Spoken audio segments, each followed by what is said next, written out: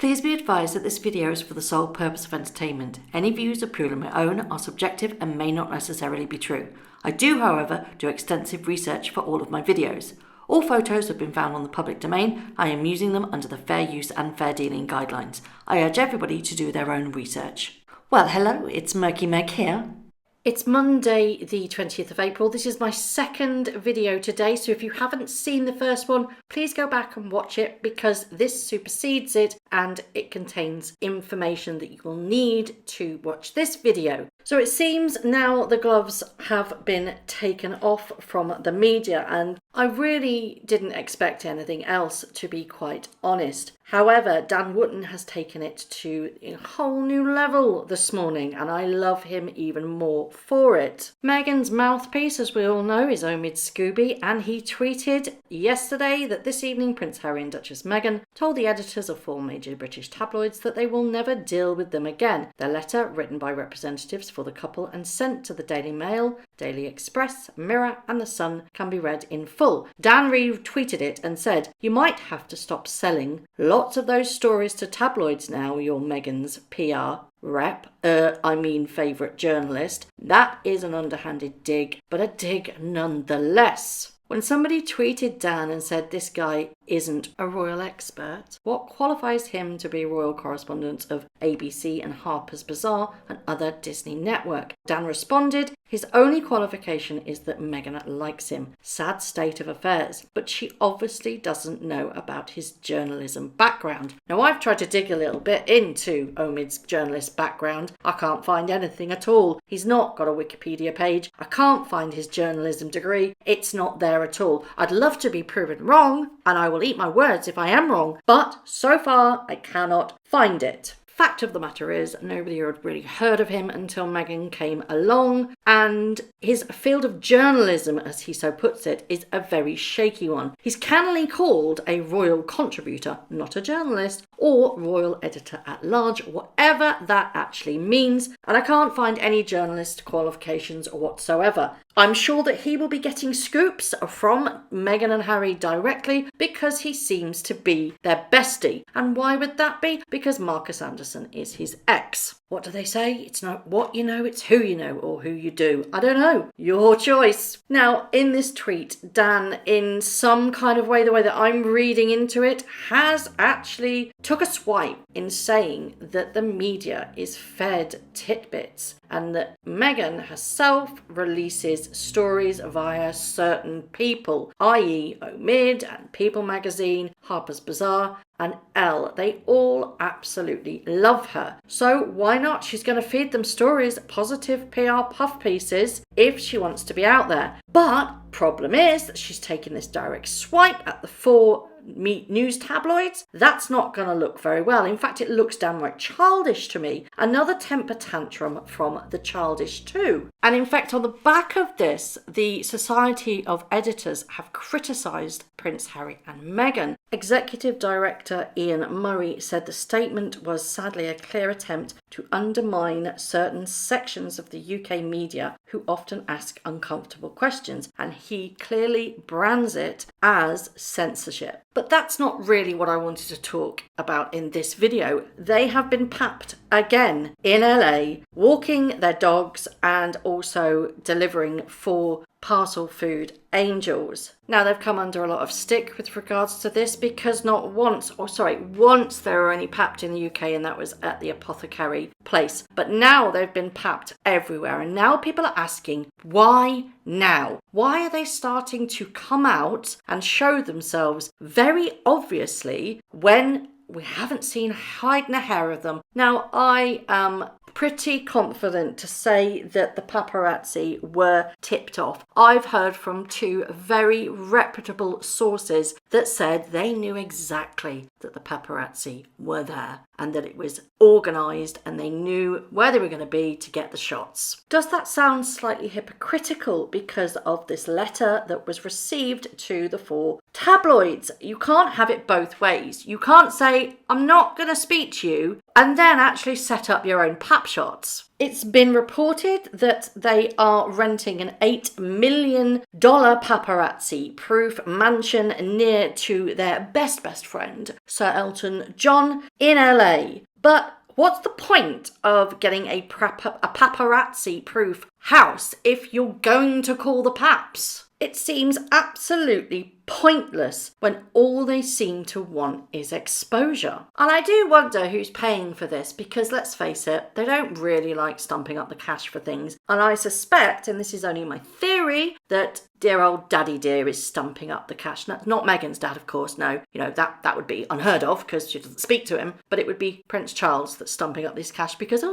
we're being hounded. Look at the press. Oh, that's an idea, isn't it? Could these pap pictures be ammunition to get more money off Charles? That's a thinker, isn't it? But what I don't understand is if you're going to rent a paparazzi-proof house, why plonk yourself in the most papped place of all time in the world, in LA? But funnily enough, the photos of them walking the dog were taken by the same pap that Thomas Markle was accused of using for the infamous setup pre their wedding. That's a coincidence that's a bit odd, isn't it? So not only has it been sidelined, confirmed to me that they were aware that they were there, but also there's a pandemic going on. There's not going to be very many paps around. So if you want them to be there, you're going to have to call them, in my own opinion. And they go on about wanting privacy, and they can hardly complain about it when they've chose to live in the heart of celebrity country. It seems bonkers to me. And it seems like this whole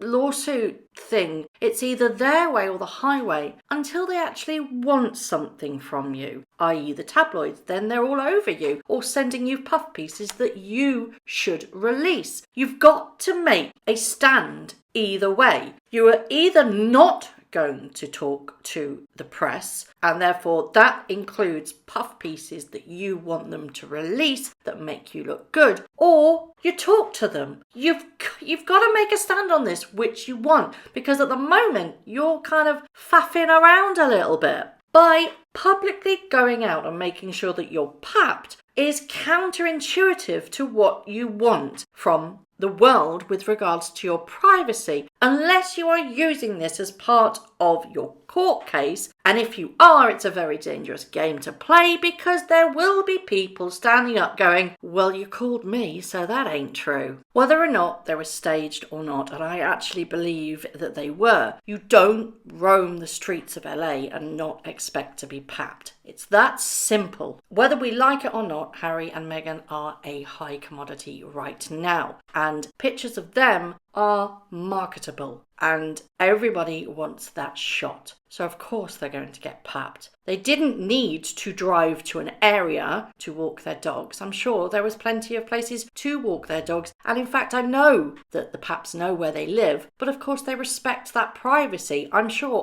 otherwise would have seen them coming and going from their house. They are well aware of where they live. They are also, Harry and Meghan are well aware of how many paps are in LA. And they know the places that celebrities go to. They know where to look. They know how to do it. It seems ludicrous to me to leave Canada in the safety of Vancouver Island to plonk yourself down in the most papped city of all time. It's just a strange thing to do when you're screaming about privacy and press intrusion. I think there is an ulterior motive with regards to these very recent and frequent pap walks. We will see more of them because of this court case is coming up, and she can leverage that in the defence. She can also use it to maybe get more money from Charles with regards to their security. Maybe they're wanting the royal family to stump up all of the costs, not just half of the costs. What you've got to remember is that Meghan Markle is an extremely savvy individual. She is a smart cookie when it comes to manipulating the game. She's done it all her life. She's hustled from day one. She knows how to play things and get her own way. Most narcissists do. So everything you've got to look at has an ulterior motive somewhere. So what is the ulterior motive of getting papped? Because they are screaming about privacy. So you've got to understand and look at the why they've got papped and look behind it. It's all about their security at the moment, and they've had half of it taken away from them because Canada and the UK are not paying. It's being stumped up by Charles, half of it. Whether or not it's coming from public money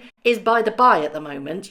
There is an argument that because Charles is paying for it, we also give him money to the sovereign grant, so it's going from the same pot. That really isn't an issue at the moment because you can't prove where it's coming from. But it is an argument that they're being papped. They can take that back to the royal family and say, our privacy is being invaded, we need more security, and you guys need to pay for it because you said you'd protect us. We don't have the finances at the moment because of what's going in the world. We can't earn our own money because people don't want to employ us. However, there is the thing today on ABC. Meghan is going on telly this morning to discuss the Disney documentary. Why it's come all of a sudden, because this has already been out for a couple of weeks, I have no idea. There was a very interesting blind on Crazy Days and Nights over the weekend that suggested that she wanted £1 million for this ABC interview, or she hoped that the organisation would be willing to buy photos,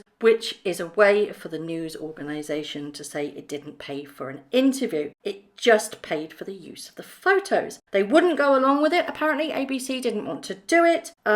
So she ends up doing a plug for a company for the product of the parent company. Now that suggests to me she was trying to sell certain photos, possibly of Archie. The news company wouldn't accept it because why would you? If they were seen to be paying for these photos, it would look extremely dodgy. So instead she goes, well, I'll come and talk about Disney instead. Shady, shady, shady. So, like I have always said, she knows how to play the money game. She knows how to play the hustler game. And she's not going to stop. What I want to know is, are the royal family watching and looking at this circus that's going on right now? And how do they think this is going? How do they think the 12 months is going so far? Because from my point of view, it's looking absolutely shocking. If they had stayed quiet for a while and just let the dust settle, I think they might have had a decent chance for building their foundation/charity. But because they cannot stop being in the media and wanting attention, remember, attention is attention, attention is attention. Be it good or bad, it's still attention with regards to Meghan. It's irrelevant. But because they want that attention, they're always going to be in the media, be it good or bad. So the royal family are probably just putting their head in their hands and going, oh my God, what on earth is going on? The royal family will not comment on this, and they have said, we will not comment on anything that these two are doing anymore, because that's not their job. They're not part